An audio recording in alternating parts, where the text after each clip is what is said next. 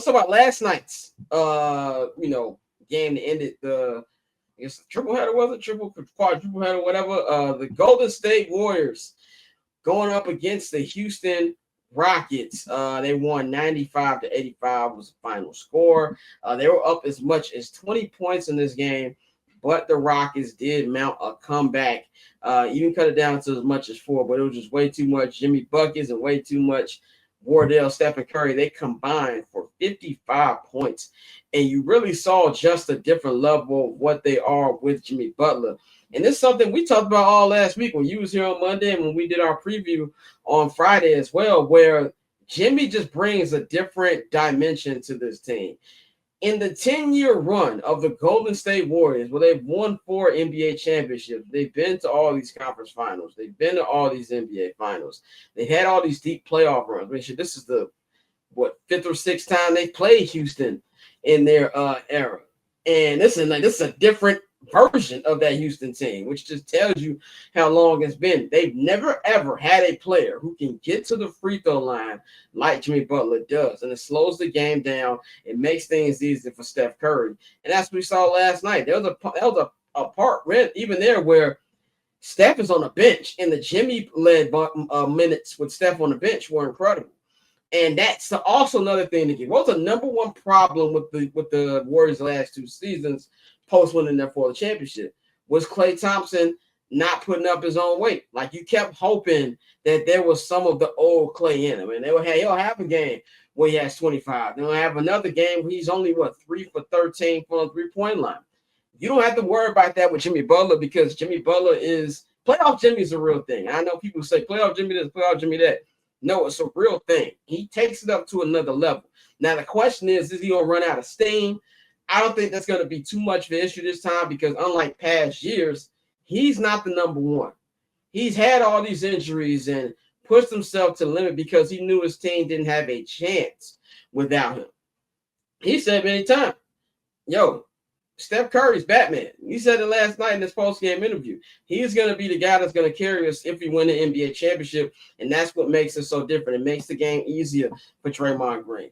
Draymond Green, you say what you want to say about Draymond Green. When it comes to player podcasts, even though I don't really like Draymond's podcast, one thing I can give Draymond credit for is he is a very decorated player. He's gonna walk into the Hall of Fame.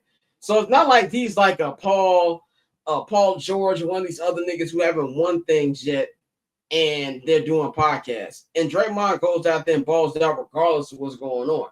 He really looks like he's going to be defensive player of the year. He shut it down. You had Moses Moody, who went from, Kendrick Perkins not even being able to pronounce his name when he got drafted, to now he's making big shots in the playoffs. And the others were really making things easier for them. But I think the thing that we saw here is what Pappy said on the show on Friday. You missed. I was trying to do like a Bob Costas type of hyping up the series. I'm like, is Jalen Green going to take down the dynasty? And Pap like, stop. Jalen Green is going to go 5 for 22 and not do shit. And what did Jalen Green do yesterday? He had finished with 7 points. They just don't have enough offensively to mess with the team. You're scoring 85 points in regulation in today's NBA. That's not great defense. That's bad offense. And that's exactly what we saw. And that's from even with Sengun doing what he did against Draymond. Jalen Green has to be the guy. And that was the issue we saw last night. And I really think that Steph and Jimmy, look, they're not your typical 7 seed. Really, none of these seeds matter. Because even with Memphis, you can talk about as bad as Memphis was. They were 2 games behind the Lakers for the 3rd seed. So all these teams who made it, these aren't your traditional 7 and 8 seed when they won 38, 39, 40 games. No, the Warriors are a legit contender. And one thing I saw, they jagged that 20-point lead. But now they've got somebody who can slow the game down. When you double step too much or you're throwing all your body at Steph and you're forcing Draymond to shoot shot. Now you got Jimmy, who's going to do what he does, and it's going to open up everything else for everybody, man. So I love how the Warriors played. I think they got a legit shot to win it all. What you think about Steph and Jimmy's performance? And we didn't get your prediction on Friday, but because you weren't here, but do you think it's already over for Houston? No, I don't think it's over for Houston because Houston is going to be a team that's still going to muddy the waters and stuff. And then when you look at it, first game, playoffs is here. Same thing with Detroit, first game of the playoffs, first time you've been in the playoffs for a little bit, or for these players ever. Um, I try not to say it's over right now because it's still a 7 game series, except for the Grizzlies, because the Grizzlies just look like they quit. Um, but no, I don't think that it is over for Houston right now. They have a very capable coach to who can game plan against who he's going against. You didn't get a prediction from me. I have Warriors in 6 for this one right here. But I do think that these next couple of games are going to be very competitive. And then also one thing you gotta know is one thing the Warriors are gonna do. They're gonna trick off. Like even when they had Kevin Durant and these niggas was world beaters, they're gonna trick off. And I think the one thing you always see on social media, really with any sport that has a 7 game series, game one, you kind of actually got to throw out the window for a lot of these series. Not a lot, like you ain't got to throw this out for Thunder versus. This is what this shit's going to be. But for most series, you got to throw the first game out because they're a filler series.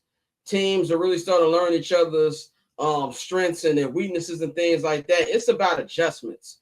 How many times we've seen the team win game one and then the rest of the series looks differently? I remember how I felt Exactly. in 2011 when I was at my cousin's house in the hundreds. We had a barbecue for the 2011 East Conference Finals. The Bulls beat the brakes off the Heat, and I was like, "Yo, we going to the NBA Finals." The rest of that series did not go how game one went, like, at all. We see it time and time again. Who can forget Allen Iverson's legendary 40-point game in game one of the NBA Finals, stepping over Tyronn Lue, Philly fans going crazy.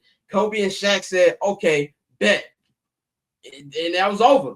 You know, or Kevin Mutombo, rest in peace, got bullied that entire series. We've seen it so many times. So I'm with you. There will be adjustments made, but I think there's only so much that Houston can do.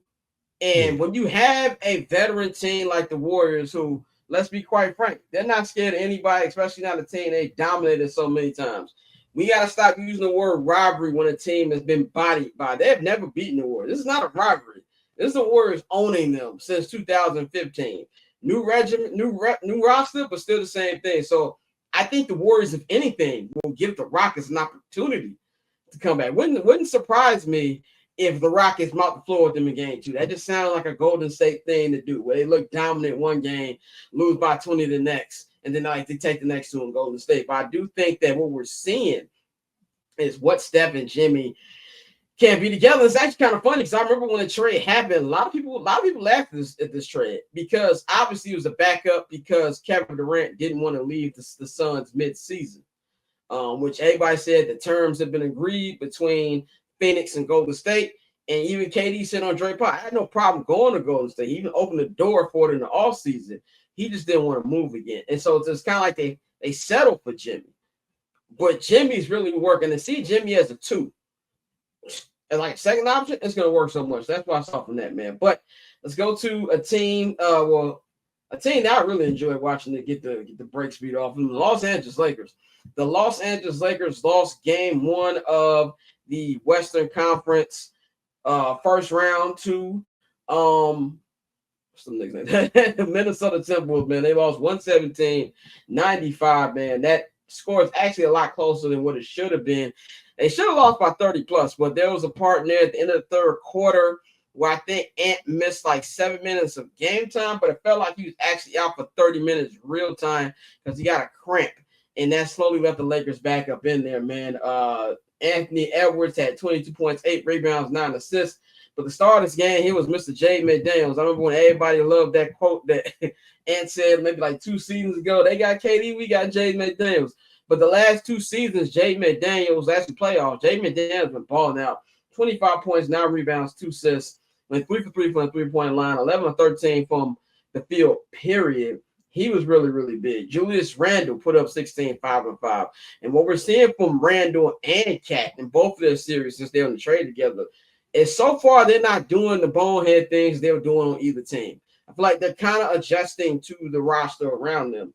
Gobert didn't play that much because of foul trouble. That's something that they're gonna have to work on. But real good effort. Nas Reed was huge. Nas Reed 23 points, 5 rebounds off the bench. They had 44 points off their bench. Lakers had 13. I said on Friday that it wasn't about the stars in this series. LeBron James, Luka Doncic, Anthony Edwards, Julius Randle, they're going to cancel each other out. The who's going to win was going to be off the others and the rebounding battle. The rebounding battle, which also the Lakers lost. You have the Minnesota. Minnesota had 44 rebounds. The Lakers had 38.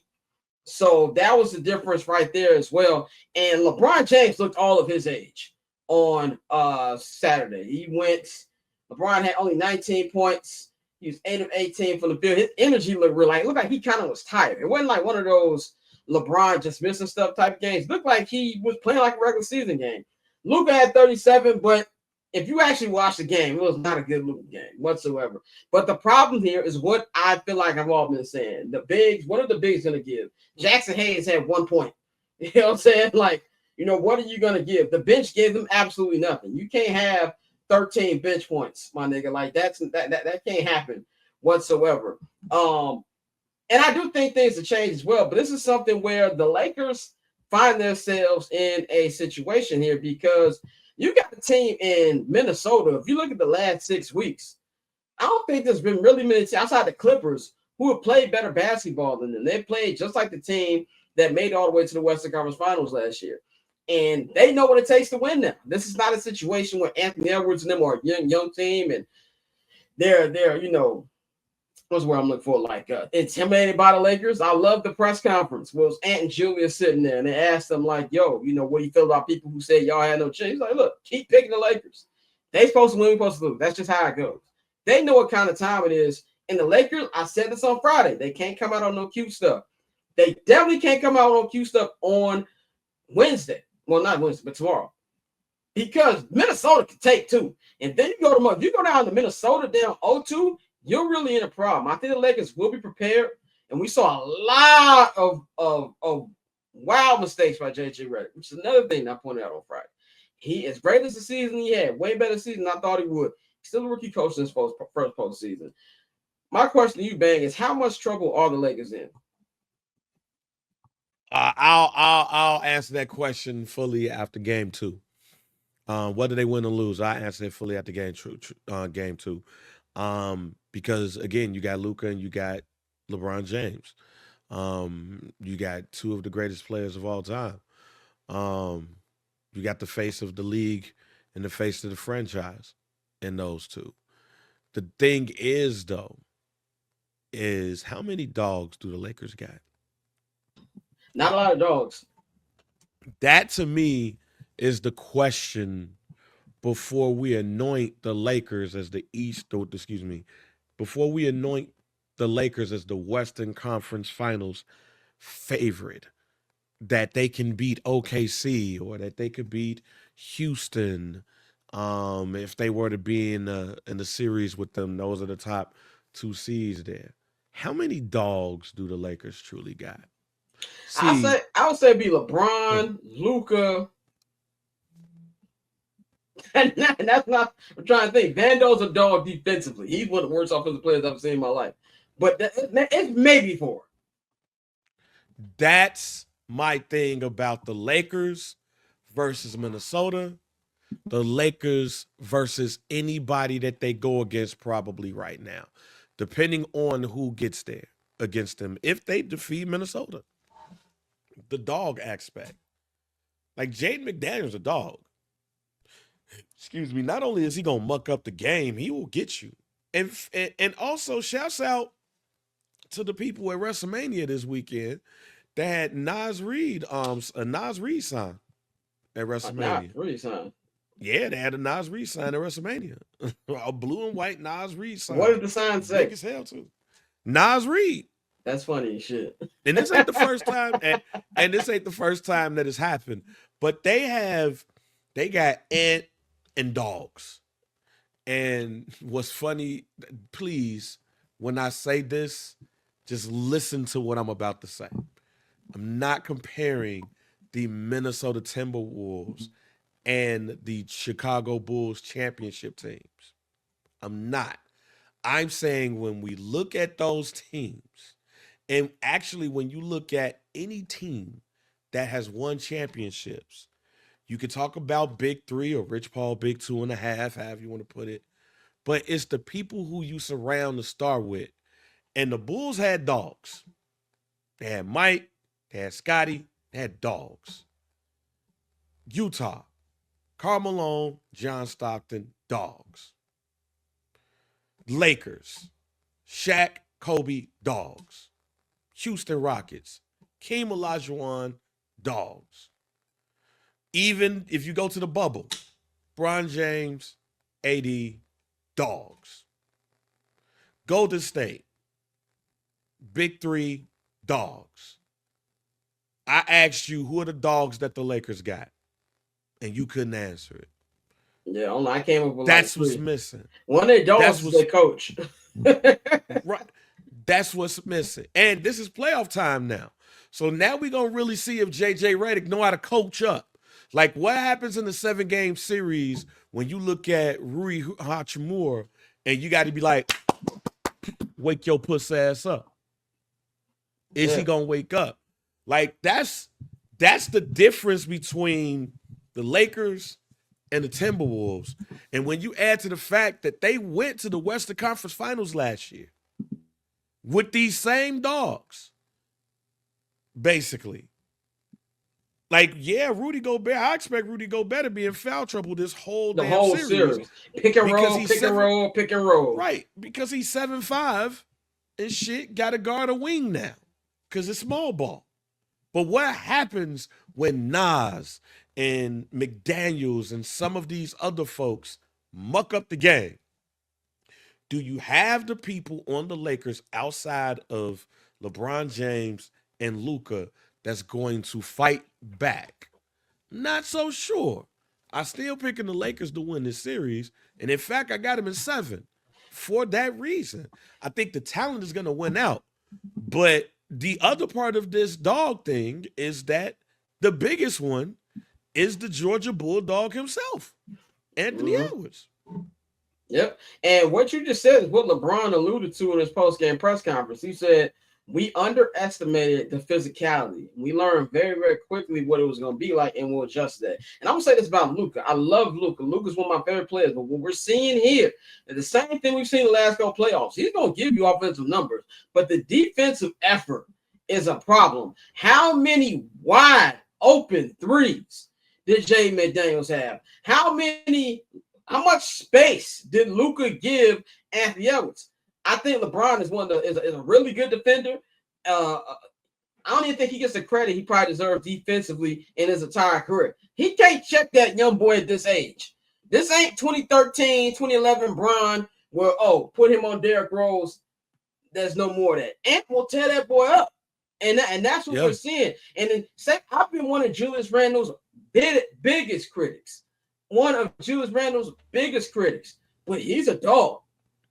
I think Julius' biggest issue is he thinks he's too much of a dog and he starts playing hero ball. Now, that was something that in New York was a problem because he needed to be pre-Jalen Brunson. He needed to be the one who won the games for him. That's not an issue here. He's been playing his role and doing it well. He didn't have that many shot attempts in this game, and that's what made this easier for them. And the Lakers, I picked the Lakers in 7. I'm sticking with Lakers in 7 unless they lose tomorrow. If they lose tomorrow, I'm not so confident this thing comes back to the Staples Center because then they're going to smell blood. This is a team, I think people forget already. These niggas looked the Denver Nuggets in the eyes and blew them out on their home court last year. And it was like, nah, this is it. A team that has always watched the Lakers.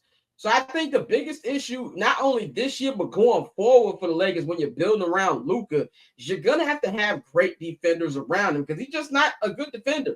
But I think the thing that makes me angry about Luka isn't the fact that you're a bad defender. It's the fact I feel like he don't try. And I feel like there's too much effort on the offensive side of the ball, and he don't really do it defensively. If the Wolves getting these looks on game 2, God bless. And what I also, one last point, then we'll move on to the Clippers Nuggets game. Everybody was making so much of the Lakers beating the Thunder a couple weeks ago. I was like, these niggas are not going to shoot that well from 3 like that. The Lakers rely on shots. Since Rui Hachimura has become a Laker, he has been ass in the playoffs. Vando is great defensively, but he's so bad offensively that sometimes you can't play him. Gabe Vincent, outside of that one playoff in Miami 2 years ago, he looked like the second coming of Allen Iverson. He just is what he is. You're going to need these other guys to step up. And I think that we're going to have a massive LeBron and Luka game tomorrow. I think LeBron's going to come out smoking in game Real 2. quick, Go ahead. on the Luka thing, see, the issue is that he's not a tenacious defender. He's a dog on the offensive side, but he's not on the defensive side. And even on the offensive side of the ball, when you start mucking up that game, he's gonna start complaining to the refs and shit too. Yeah. So if we get here's the thing about Luka. The biggest reason why I don't feel like we've seen everything that Luka could give you is because of everything that I just said.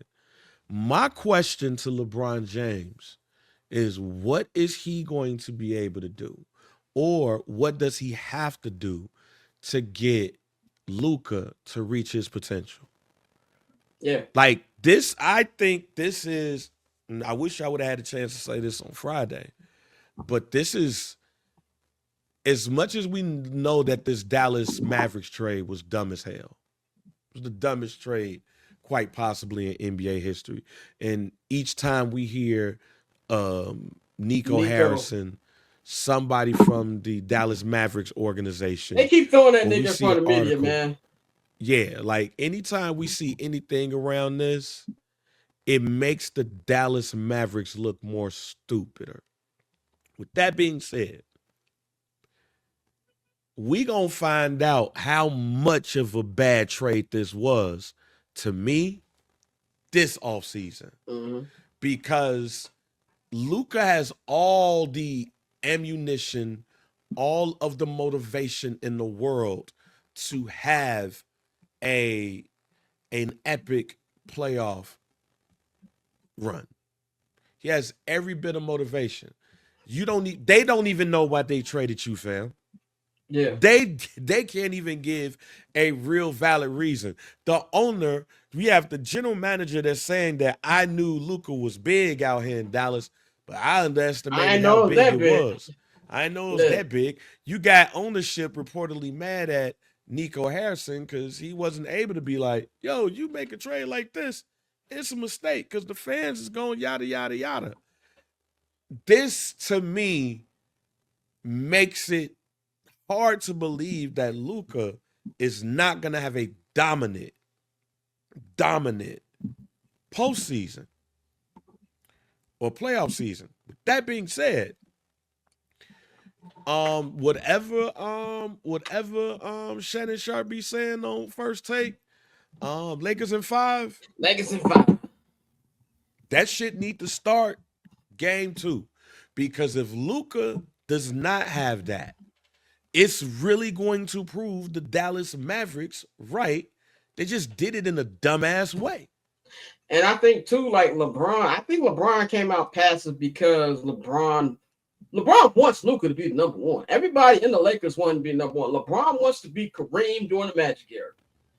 I'm gonna let you take the front seat. And Luka did do that offensively, but I really think Brian gonna give it 5 minutes in game 2. He gonna see what kind of time it is before he goes in the full-on Bron mode. And then he puts up a crazy game and we up here doing what we usually, you're 22. That's why I think it's gonna happen in game 2, man. But I do expect the Lakers to win. I expect them to win by double digits. But if they don't, they might not leave Minnesota alive. Catch I'm Not Gonna Hold You, hosted by Scott Lewis, every Monday and Friday at 5 p.m. Eastern, 2 p.m. Pacific, only on HNB Media and the Barbershop Network.